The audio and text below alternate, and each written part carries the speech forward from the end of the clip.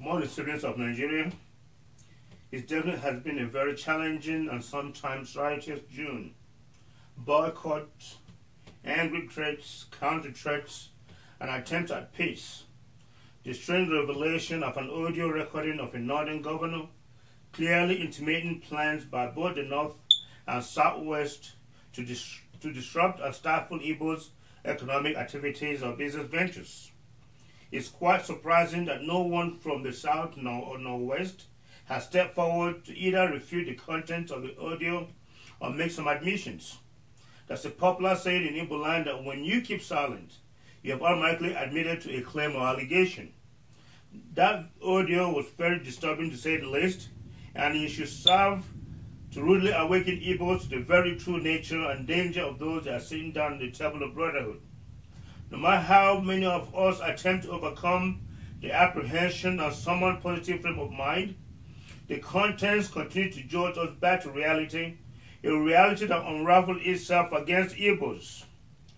So, while Igbos believe that they are one nation, a huge conspiracy is in the works, are waiting to undo the Igbos. So while Igbos are being told we are one nation, while they are being castigated for their demonstrations, those who are publicly insisting on a united nation are busy hatching plans to ensure economic injustice prevails. Obviously, they have made up their minds that they are going to fight and insist on one nation at the severe expense of Igbos. Igbos are supposed to be the footstool and the beast of burden for a nation that wants to secretly destroy their foundational economic power, and by so doing ignorantly destroys 60% of the GDP of Nigeria. Is it not ironic that those who were handed only 20 pounds immediately after the Civil War, regardless of the amounts they had in the banks, houses seized all across the nation till this day, could now command ownership of over 60% of the nation's GDP? They have been relegated to the background, but through their sheer force of character and God's blessings, they have rebounded to the point of yet attracting another wholesome envy and a clandestine plan to bring them all to their knees. The intention was to keep Igbos impoverished forever, but they defied it. I do not like to praise or venerate myself or any group I belong to, because it's all vanity. But sometimes we must recall history and remind men and women of the futility and absurdity of their actions. They failed before, and they will fail again and again, because God truly hates evil.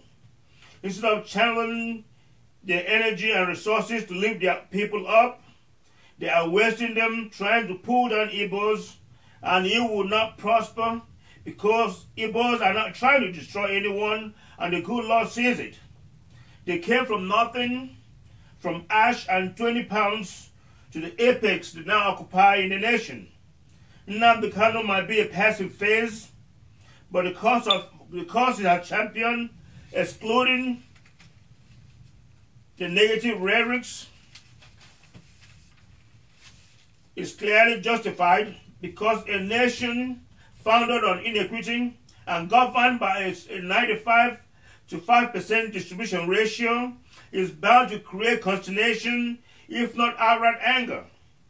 If the North has experienced what Igbos have since the 60s, it would have long opted out of this nation, no matter the economic gain. Those who question Igbos' anger and remonstrances should simply attempt to walk in their shoes. Given the heated atmosphere in the nation lately, it would have been ideal for all of us to take a breather and just wait for this dark cloud to fade away. But like adding insult to injury, our federal government released this year's budget as if to damn certain people.